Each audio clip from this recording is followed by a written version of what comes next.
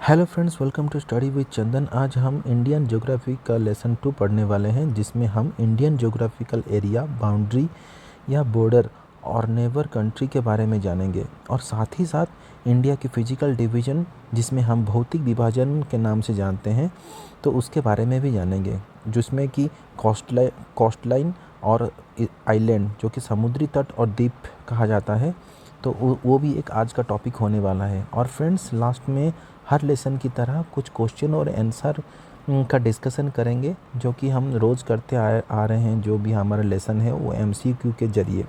तो फ्रेंड्स, अगर आप मेरे इस चैनल पे नए हो तो लेट ना करते हुए जल्दी से सब्सक्राइब कर दो और बेल आइकन को प्रेस कर दो, ताकि जब भी मैं कोई नया लेसन लाऊंगा तो आप लोगों को सबसे पहले नोटिफिकेशन चला जाया करेगा। एट लास्ट फ्रेंड्स, अगर यह वीडियो आप लोगों को अच्छा लगा और रियली हेल्पफुल लगा तो एक लाइक कर देना और कमेंट करके बताना, ताकि मुझे मोटिवेशन ऐसा मिलता रहे। तो लेट ना करके शुरू करते हैं आज का topic, Indian geography lesson 2, Indian geographical area. Let's start. India is the seventh largest country in the world by land area.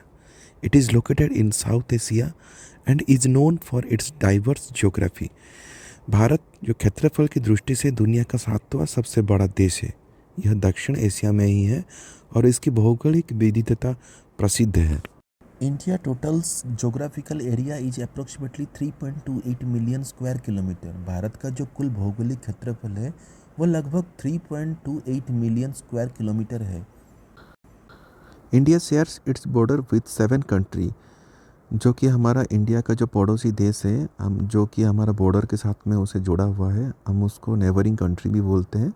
तो सबसे पहले पाकिस्तान, दूसरे पे चाइना, तीसरे पे नेपाल और चौथे पे भूटान, पांचवें पे बांग्लादेश, छठे पे म्यांमार और अफ़गानिस्तान है। तो टोटल 7 कंट्री है जो कि हमारी पड़ोसी देश। तो इंडिया का जो फिजिकल डिवीज़न है, जो भौतिक विभाजन है, तो ये इस प्रकार है: northern mountains, northern plains, peninsula plateaus, Indian desert, coastal plains और आइलैंड्स, जिसे हम हिंदी में उत्तरी पर्वतीय क्षेत्र, उत्तरी मैदान, प्रायद्वीपीय पठार, भारतीय मरुस्थल और तटीय मैदान और द्वीप समूह के नाम से जानते हैं, जो कि हिंदी में इसकी उच्चारण है इस प्रकार। तो चलिए देखते हैं कि हमारी नॉर्दर्न माउंटेन्स रेंज में कौन कौन सी पर्वत श्रृंखलाएँ आती है, और उसके बाद में हम नॉर्दर्न प्लेन्स के बारे में जानेंगे। उसके बाद में पेनिनसुलर प्लेटूस कहाँ क्या क्या है उसके बारे में जानेंगे। इंडियन डेजर्ट कहाँ तक फैला हुआ है उसके बारे में जानेंगे, और उसके बाद में कोस्टल प्लेन्स और आइलैंड के बारे में जानेंगे। तो चलिए शुरू करते हैं हमारा सबसे पहले नॉर्दर्न माउंटेन्स के बारे में। नॉर्दर्न माउंटेन मेनली हिमालय, जो कि भारत का उत्तर में एक विशाल पर्वत श्रृंखला है, जो एक प्राकृतिक अवरोध है जो भारत को कठोर ठंडी हवाओं से बचाता है और पड़ोसी देश के साथ सीमा के रूप में कार्य करते हैं। हिमालय पश्चिम से जम्मू और कश्मीर से लेकर के पूर्व में अरुणाचल प्रदेश तक फैला हुआ है। वे भारत और अन्य देशों, विशेषकर चीन के बीच एक प्राकृतिक सीमा के रूप में कार्य करते हैं। गंगा, यमुना और ब्रह्मपुत्र सहित कई प्रमुख नदियाँ हिमालय से निकलती है। वे भारत की जलवायु को प्रभावित करते हैं, ठंडी हवा को रोकते हैं और उत्तरी मैदान में वर्षा का कारण बनते हैं। ब्रह्मपुत्र नदियों और उनकी सहायक नदियों के जलोढ़ जमाव से बना एक विशाल उपजाऊ क्षेत्र है। वह हिमालय और प्रायद्वीपीय पठार के बीच स्थित है। यह क्षेत्र अपनी समतल स्थलाकृति, उपजाऊ मिट्टी और भारतीय कृषि में महत्वपूर्ण भूमिका के लिए जाना जाता है। अभी जानते हैं इंडिया के पेनिनसुलर प्लेटू। तो इंडिया की ये जो पेनिनसुलर प्लेटू है, जो कि प्रायद्वीपीय पठार के नाम से जाना जाता है, तो भारत का प्रायद्वीपीय पठार एक विशाल प्राचीन त्रिकोणीय आकार का पठार है, जो दक्षिणी भारत के अधिकांश भाग को कवर करता है। इसे दक्षिण पठार के नाम से भी जाना जाता है। यह प्लेटू दक्षिण भारत पश्चिम में आरावली पर्वतमाला से लेकर के पूर्व में छोटा नागपुर पठार तक फैली हुई है। अभी जानेंगे इंडियन डेजर्ट के बारे में। भारतीय जो मरुस्थल है, जिसे थार रेगिस्तान के नाम से भी जाना जाता है, भारत और पाकिस्तान के उत्तर पश्चिमी भाग में स्थित एक बड़ा ड्राई प्लेस है, शुष्क क्षेत्र है। मुख्य रूप में यही राजस्थान है। इसकी कैरेक्टरिस्टिक है कि ये लो रेनफॉल और सैंडी प्लेन्स होने के कारण, मरुस्थल होने के कारण, और उसमें एक्सट्रीम टेम्परेचर होता है, और ये ज़्यादा मतलब तापमान पैदा करता है, मेकिंग इट ए हॉट। तो ये अपने आप ये रेगिस्तान बन जाता है।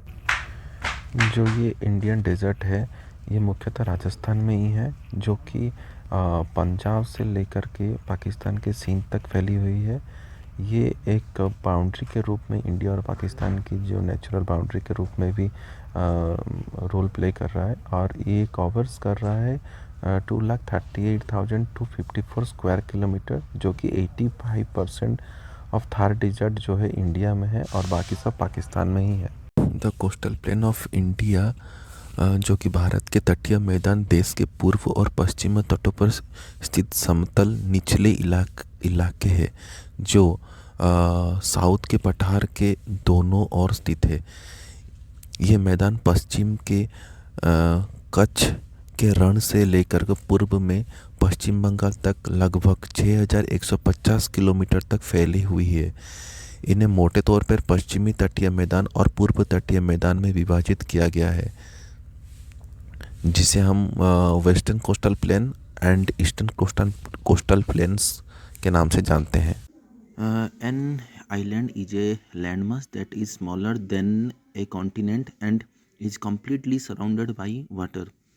द्वीप एक भूभाग है जो महाद्वीप से छोटा होता है और पूरी तरह से पानी से घिरा होता है। This is a partial list of island in the Indian Republic.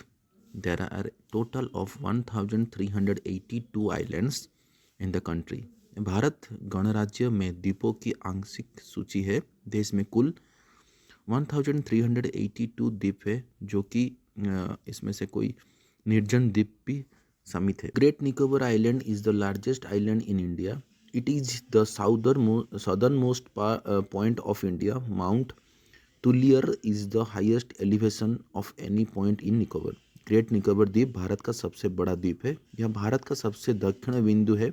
Mount Thuillier Nicobar के किसी भी बिंदु से सबसे ऊंचा ही है।